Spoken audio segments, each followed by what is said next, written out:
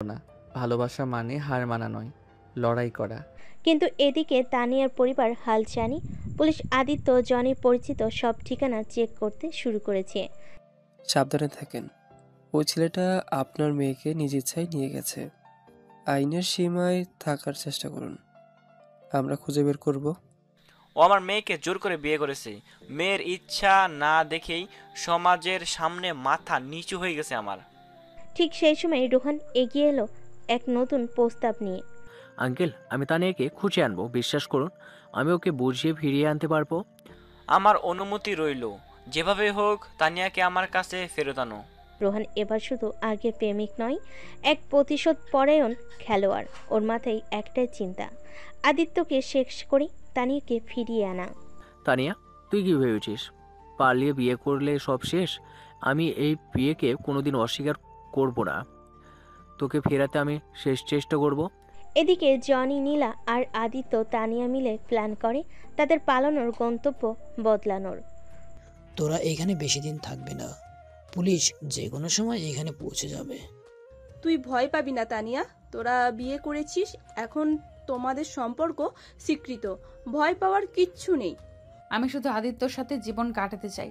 পরিবার, সমাজ, রোহান, কেউ এই ভালোবাসা থামাতে পারবে না। তুমি আমার জীবন। এই লড়াই আমি শেষ পর্যন্ত চালিয়ে যাব। কেউ চাইলেও আমাদের আলাদা করতে পারবে না। গল্পের এই মুহূর্তে ভালোবাসা, প্রতিশোধ আর পুলিশের তল্লাশি একসাথে চলছে। সামনে বড় ঝড় আসছে। দুপুর গড়িয়ে বিকেল। ছোট্ট ভাড়া বাসায় দরজায় তখন টুংটাক নরম আলো। হঠাৎই দরজায় নক। কে হতে পারে এই সময়? দরজা খুলতে চোখের সামনে রোহান, হাসি মুখে কিন্তু চোখে বিষ। তানিয়া, তুই কি সত্যি এটা চেয়েছিস, ওর সাথে বিয়ে? আমাকে ভুলে গিয়েছিস? তুই যা ভাবছিস রোহান, সেটা ভুল। আমি যা করেছি আমার ইচ্ছেতেই করেছি। এখন আমি আদিত্যের স্ত্রী। ও তোকে জোর করে এই সম্পর্কে বেঁধেছে। তুই তো জানিস আমি তোকে কত ভালোবাসতাম। তুই ফিরতে পারিস, সব কিছু নতুন করে শুরু করব। তুই আর কিছু বলবি না রোহান। আমি তোর মুখে এসব কথা শুনতে চাই না। তানিয়া আমার স্ত্রী। এই সম্পর্কের মাঝে তোকে জায়গা নেই। তুই হয়তো বিয়ে করেছিস, কিন্তু তানিয়ার মন তো আজও আমার। তোদের এই নকল সংসার বেশি দিন টিকবে না। তুই যা বিশ্বাস করিস সেটা তোর সমস্যা। আমি শুধু আদিত্যকে ভালোবাসি এবং সারা জীবন ওর সঙ্গেই থাকবো। কিন্তু চোখে বিষ। রোহানের ইগো আর অসমাপ্ত প্রেম তার চোখে বিষিয়ে উঠল। সে ফোন বের করে মিস্টার চৌধুরীকে কল করলো। আঙ্কেল, আমি তানিয়ার ঠিকানা পেয়ে গিয়েছি। পুলিশকে সঙ্গে নিন, এখানেই আছে ওরা। কিছুক্ষণের মধ্যেই পুলিশ গাড়ি এসে দাঁড়ালো সবার সামনে। চারিদিক থমথমে। তানিয়ার মুখে ভয় নয়, বরং জেদ। তুমি ভয় পেও না আদিত্য, এই বিয়ে কেউ ভাঙতে পারবে না। আমি নিজে গিয়ে সত্যি বলবো, আমি স্বেচ্ছায় বিয়ে করেছি।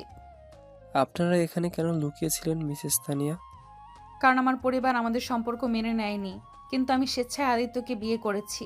আমি প্রাপ্তবয়স্ক, এটা আইনগত বৈধ। তানিয়া দৃঢ় কণ্ঠ শুনে পুলিশের মুখেও বিস্ময়। তাহলে ভয় পাওয়ার কিছু নেই মিস্টার চৌধুরী। আপনার মেয়ে তার স্বামীর সাথেই থাকতে চায়, আমরা কিছু করতে পারি না। তুই আমার মুখের দিকে তাকিয়ে বলতে পারিস তুই ইচ্ছায় বিয়ে করেছিস?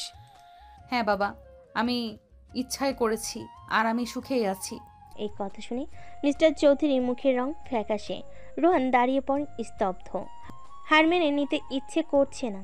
তুই আমাকে এভাবে ঠকাতে পারিস নি তানিয়া, তবু আমি তোকে ফিরে পাবো, অপেক্ষা করিস। আদিত্য তানিয়ার হাত শক্ত করে ধরল। দুজনের চোখে স্পষ্ট লেখা, এই প্রেম এখন শুধু একটা সম্পর্ক না, বরং জীবনভর চলা যুদ্ধ। সকালবেলা ভোরের নরম আলোয় তানিয়া আদিত্য একে অপরের চোখে চোখ রাখল। সমাজের চোখের সামনে তারা লড়ছে। ভালোবাসার যুদ্ধ এখনো শেষ হয়নি।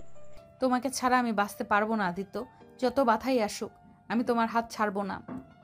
তোমার এই জেদই আমার সাহস। প্রেমের মানে হার মেনে পালিয়ে যাওয়া নয়, বরং তোমার পাশে দাঁড়িয়ে লড়াই করা। এদিকে তানিয়ার বাড়িতে নীরব যুদ্ধ। মিস্টার চৌধুরী আর শর্মিলা চৌধুরী মুখ গম্ভীর। সমাজের লোকজন একের পর এক ফোন করে মন্তব্য করছে। তোমার মেয়ে পালিয়ে বিয়ে করেছে, এটা কিভাবে মানি? আমি সমাজের সামনে মুখ দেখাবো কিভাবে? তানিয়া তো স্পষ্ট বলছে ও নিজ ইচ্ছায় বিয়ে করেছে, কিছু করার নেই, মেয়েটা বড় হয়ে গেছে।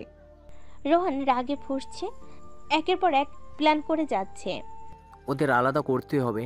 আদিত্য আমার থেকে তানিয়াকে ছিনিয়ে নিয়েছে, আমি হাল ছাড়বো না। রাতের বেলা তানিয়া ও আদিত্য ছাদের উপর চুপচাপ বসেছিল। ভালোবাসার কথা, ভবিষ্যতের স্বপ্ন একে অপরের সাথে ভাগ করে নিচ্ছে। তোমার সঙ্গে এই জীবন শুরু করাটা ছিল